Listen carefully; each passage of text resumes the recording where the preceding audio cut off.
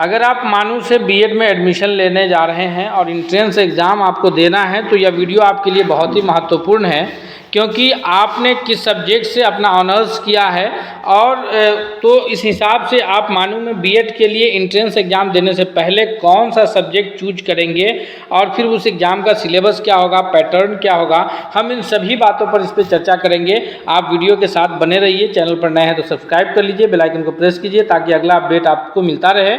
आइए हम लोग देखते हैं। सबसे पहले हम लोग ये जानेंगे कि आपका ऑनर्स कौन सा है और उसके अकॉर्डिंग आप कौन सा सब्जेक्ट चूज करेंगे। अब मानू के बारे में यह भ्रम रहता है लोगों को कि मानू केवल उर्दू ऑनर्स वालों के लिए बीएड कराता है या फिर सभी ऑनर्स के लिए है। तो आइए हम देखते हैं। मानू का जो बीएड का एंट्रेंस एग्ज़ाम होगा वो साइंस वालों का अलग होगा, सोशल साइंस वालों का अलग होगा, उर्दू हिंदी अंग्रेजी वालों का अलग अलग होगा। लेकिन सभी के जो प्रश्नों का मीडियम होगा वो उर्दू मीडियम में क्वेश्चन आएंगे। सारे सवालात उर्दू मीडियम में रहते हैं। आइए देखते हैं हम लोग। तो सबसे पहले आपको बता दें कि उर्दू मानू जो है ऑनर्स उर्दू से भी बीएड कराते हैं, यानी जो लोग उर्दू ऑनर्स किए होंगे वो उर्दू से एग्ज़ाम देंगे एंट्रेंस का। और फिर जो है हम आगे चर्चा करेंगे जब सिलेबस पे, तो उसमें बात हो जाएगी कि कितने नंबर के सवाल होंगे और कौन कौन सब्जेक्ट से सवाल पूछे जाएंगे। उर्दू से आप बीएड कर सकते हैं। दूसरा सोशल साइंस है। अगर आपका ऑनर्स सोशल साइंस में किसी भी विषय से है, जैसे आप history, geography, pol science, psychology, home science, किसी भी सब्जेक्ट से यानी आर्ट्स के किसी भी सब्जेक्ट से अगर आपने ऑनर्स किया है तो आपको सोशल साइंस से बीएड का एंट्रेंस देना चाहिए।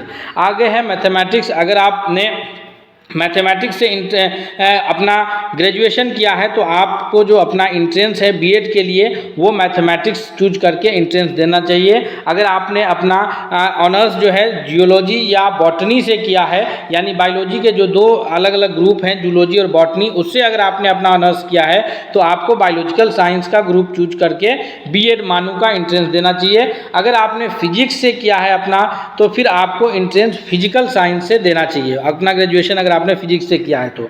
आगे बात करते हैं इंग्लिश ऑनर्स की, हिंदी ऑनर्स की। अगर आप इंग्लिश ऑनर्स किए हैं, आप हिंदी ऑनर्स किए हैं तो फिर आप बीएड एंट्रेंस के लिए इंग्लिश और हिंदी वाले सब्जेक्ट को चूज करेंगे। यानी मानू बीएड के लिए एंट्रेंस एग्जाम जो है इन 7 विषयों पे अलग अलग लेती है। तो ये आपको पता हो गया कि इन सब्जेक्ट्स को आपको चूज करना है आपके ऑनर्स के हिसाब से। आगे हम बात करेंगे इसमें कि इसका एग्जाम पैटर्न और सिलेबस क्या होगा। तो आपको बता दें कि मानू के एंट्रेंस एग्जाम में जो बीएड के लिए एंट्रेंस एग्जाम होते हैं मानू का, वहाँ 100 नंबर के सवाल पूछे जाते हैं और सवाल जो है वो उर्दू मीडियम में सवाल होते हैं। और सवाल कैसे कैसे रहते हैं आइए हम लोग देखते हैं। तो पहला जो 10 सवाल होता है, 2 ग्रुप में मानू के सवाल बढ़ते हैं। इन 2 ग्रुप की अगर हम लोग चर्चा करें तो आपको बता दें कि जो ये 2 ग्रुप में सवाल बढ़ते हैं, इसमें से एक ग्रुप जो होता है वो एक ग्रुप है जो सभी के लिए कॉमन रहता है। दूसरा ग्रुप जो होता है वो कोर सब्जेक्ट का होता है। पहले ग्रुप से 50 सवाल रहते हैं, दूसरे ग्रुप से भी 50 सवाल रहते हैं। आइए हम एक एक करके इस पर चर्चा करते हैं कि किस ग्रुप से कितने सवाल आपके पूछे जाएंगे। तो इसमें अगर हम लोग बात करेंगे यहाँ पर तो जनरल नॉलेज है, फिर उसके बाद जनरल उर्दू है, जनरल इंग्लिश है, जनरल टीचिंग एप्टीट्यूड है और मेंटल एबिलिटी है। तो आपको 10 सवाल जनरल नॉलेज के पूछे जाएंगे जो राष्ट्रीय अंतर्राष्ट्रीय घटनाओं से संबंधित सवाल होंगे।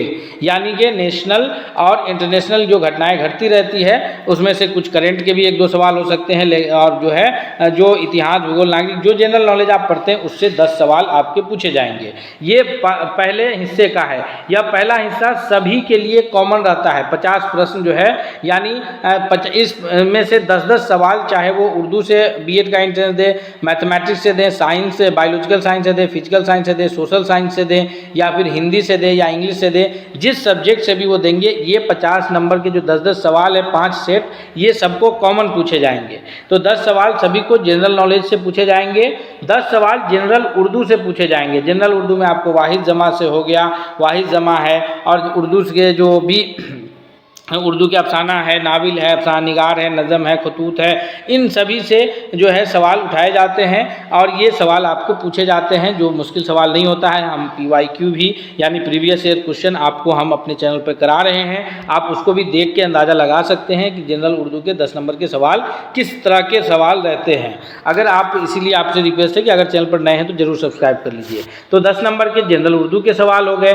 10 नंबर के जो सवाल होंगे वो जनरल इंग्लिश के सवाल होंगे। ये जनरल इंग्लिश के सवाल भी कॉमन सवाल होते हैं, जैसे आपको जो है जो आप पढ़ते हैं पार्ट्स ऑफ स्पीच है, noun pronoun verb narration active passive voice, इन्हीं सब से जो है वो 10 नंबर के ऑब्जेक्टिव सवाल होते हैं। ये हम आपको PYQ कराए हैं, उसमें भी बताए हैं, आगे भी हम आपको बताएंगे। 10 नंबर के टीचिंग एप्टीट्यूड होते हैं, यानी जो जिसको आप पेडागोजी कह सकते हैं। जब आप ये B.Ed कोर्स करने के बाद जब आप CTET का एग्ज़ाम देते हैं, टीचर एलिजिबिलिटी टेस्ट देते हैं, तो वहाँ आपको अच्छे खासे नंबर्स के पेडागोजी पूछे जाते हैं। तो ये 10 नंबर के जो सवाल होते हैं वो पेडागोजी से होते हैं, और जिनको टीचिंग एप्टीट्यूड के नाम से भी जाना जाता है।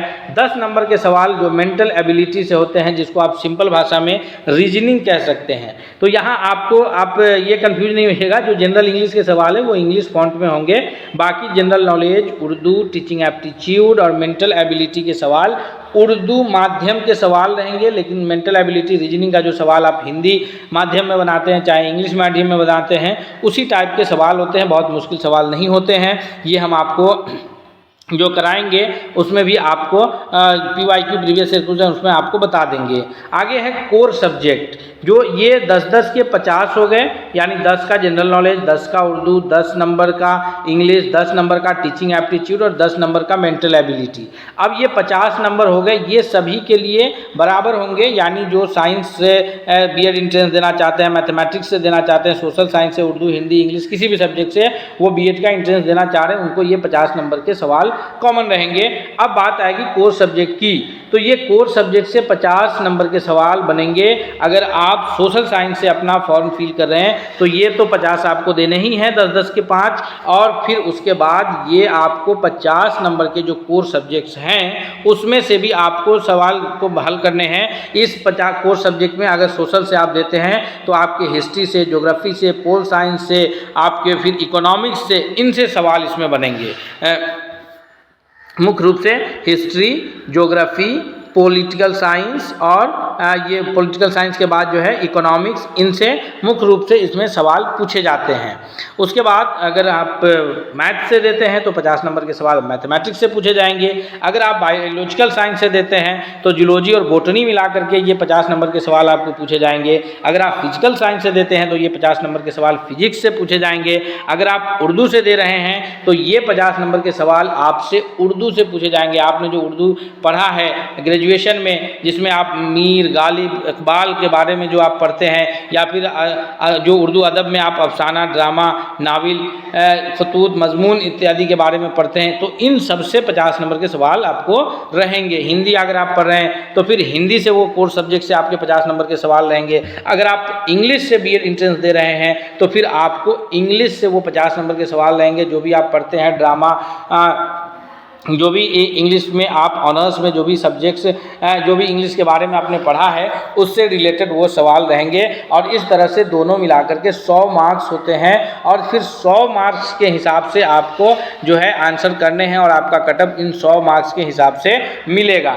आपको बता दें कि इसमें निगेटिव मार्किंग नहीं है, गलत जवाब के बदले आपके नंबर नहीं काटे जाएंगे। दूसरी जो अहम बात आपको बता दें कि मानो B.Ed जो है यह सिर्फ हैदराबाद में नहीं है, बल्कि B.Ed के कई सेंटर्स है जहां मानू के B.Ed में एडमिशन्स होते हैं। आप हैदराबाद में मानू का जो है ये मेन ब्रांच है हैदराबाद के बाद अगर बात करें यहाँ 100 सीट है B.Ed के लिए। उसके बाद दरभंगा है जहाँ 100 सीट है B.Ed के लिए। फिर आपके उत्तर प्रदेश में संभल है, दरभंगा तो बिहार में है, उत्तर प्रदेश में संभल में B.Ed हो रहा है, मानू का कॉलेज है। फिर हरियाणा के नूह में मानू का B.Ed कॉलेज है जहाँ से आपको 50 सीट है। उसके बाद आपको बता दें कि फिर जो है महाराष्ट्र के औरंगाबाद में जो है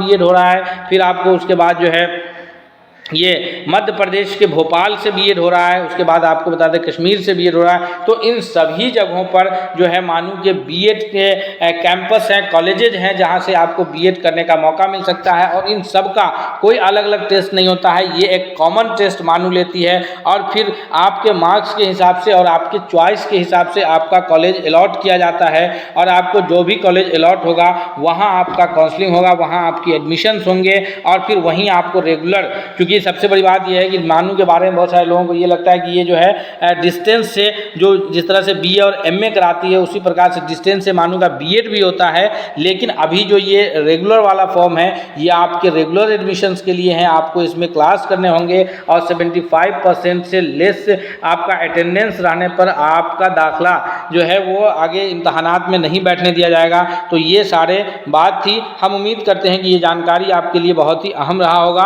और इस जानकारी से आप फ़ायदा उठाएंगे। साथ ही साथ आपसे रिक्वेस्ट है कि अगर आप चैनल पर नए हैं तो आप चैनल को सब्सक्राइब कीजिए, बेल आइकन को प्रेस कीजिए ताकि अगला हर अपडेट आपको सबसे पहले मिले। हम मिलते हैं अगले नए अपडेट के साथ, तब तक के लिए बहुत बहुत धन्यवाद।